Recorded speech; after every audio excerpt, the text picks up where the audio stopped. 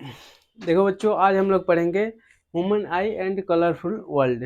ठीक है, तो आज सबसे पहले आँख के बारे में पढ़ते हैं। ठीक है, ये रहा आँख।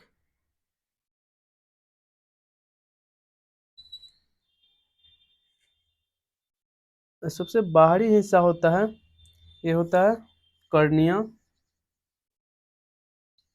कर्निया, यहाँ से यहाँ तक के जो हिस्सा होता है ये होता है क्या, आइरिस। और ये जो होता है पुपिल होता है, पुपिल।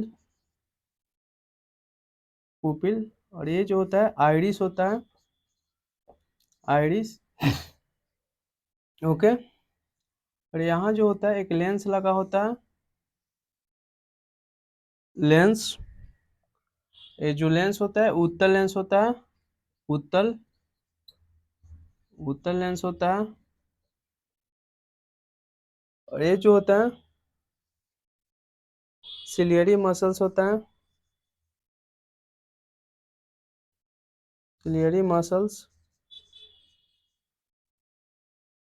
सिलियरी मसल्स होता है।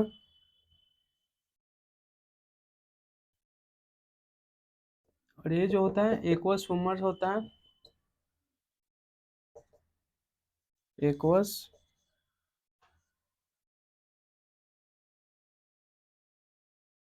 Aqueous humour.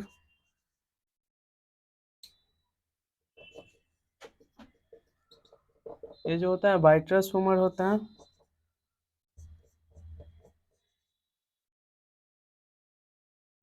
Vitreous humour. और ये जो होता है रेटिना होता है, retina.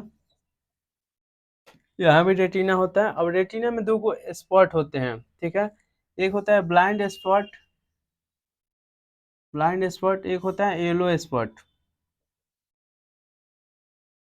Yellow spot, yellow spot. और यहाँ पे जो होता है ऑप्टिकल नर्व होता है, ऑप्टिकल नर्व, ऑप्टिकल नर्व्स। अब रेटिना दो प्रकार की कोशिकाएं होती हैं, रेटिना में दो प्रकार की कोशिकाएं होती हैं। एक का नाम है शंकु कोशिका और दूसरा का नाम है क्षर कोशिका। शंकु कोशिका कहते हैं कोन सेल, कोन सेल। और क्षर कोशिका कहते हैं rod cell, rod cell.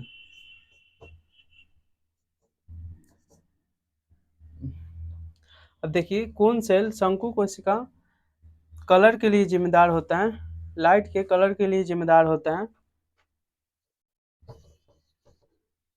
Colour के लिए जिम्मेदार होता है। और रॉड सेल जो होता है वो लाइट के इंटेंसिटी के लिए जिम्मेदार होता है, लाइट के इंटेंसिटी,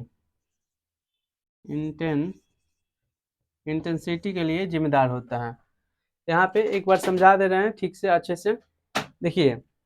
आँख के सबसे बाहरी जो हिस्सा होता है कर्निया, ठीक है, जिसको नेत्र दान किया जाता है यानी आई डोनेट किया जाता है, सबसे बाहरी भाग यानी ऊपरी हिस्से को कहते हैं कर्निया। ओके, पुपिल कहते हैं जो बीच में छिद्र जैसे होता है, जिसे देखिएगा यहाँ पे आँख में, ठीक है, एक ऐसे बड़ा होता है, एक बीच में छोटा कल्ला होता है, इसी को पुपिल कहते हैं। इसमें प्रकाश जो है प्रवेश करता है, इसमें एक छिद्र होता है, जिस छिद्र के माध्यम से प्रकाश प्रवेश करता है उसको क्या बोलते हैं, पुपिल कहते हैं। और ये बड़ा वाला जो हिस्सा है इसको क्या बोलते हैं, आइरिस बोलते हैं। ये आइरिस जो है आँख का कलर आइरिस पर ही डिपेंड करता है। किसी किसी का आँख के जो कलर होता है वो किसी का ब्राउन होता है, किसी का ब्लू होता है और किसी का ब्लैक होता है, लेकिन ज़्यादातर लोगों की जो है आई ब्लैक होता है। ओके, तो आइरिस जिम्मेदार होता है आँख के कलर के लिए। ठीक है, इसके बाद सिलियरी मसल्स, सिलियरी मसल्स के कारण हम अपने आँखों को चारों तरफ नचाते हैं। ठीक, इसके बाद उत्तल lens, aqueous humour, aqueous humour और वाइट्रस ह्यूमर ये प्रकाश का अपवर्तन करता है। इसके बाद है रेटिना, रेटिना का काम है, रेटिना कहा जाता है फोटोग्राफी फिल्म, रेटिना को फोटोग्राफी फिल्म कहा जाता है और इसी पे प्रतिबिंब बनता है। प्रतिबिंब जो बनता है वो वास्तविक, उल्टा और वस्तु से छोटा बनता है। और रेटिना दो प्रकार की कोशिकाएं होती हैं। रेटिना में दो प्रकार की कोशिकाएं होती हैं, दो प्रकार के सेल होते हैं। एक होता है कोन सेल और एक होता है रॉड सेल, एक शंकु कोशिका और एक छड़ कोशिका। अब यहाँ पे कोन सेल लाइट के कलर के लिए जिम्मेदार होता है और रॉड सेल लाइट के इंटेंसिटी के लिए जिम्मेदार होता है। यहाँ तक क्लियर? कोई दिक्कत? कम नेक्स्ट। यहाँ पे रेटिना में दो स्पॉट होते हैं, एक ब्लाइंड स्पॉट और एक येलो स्पॉट।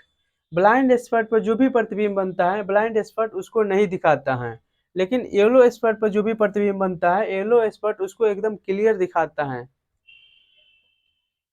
इसके बाद पढ़ना है ऑप्टिकल नर्व्स। ऑप्टिकल नर्व्स का काम है कि जो भी प्रतिबिंब बनेगा उसको मस्तिष्क तक पहुंचाने का काम जो करता है ऑप्टिकल नर्व्स करता है, यानी ब्रेन तक इमेज को पहुंचाने का काम किसका होता है?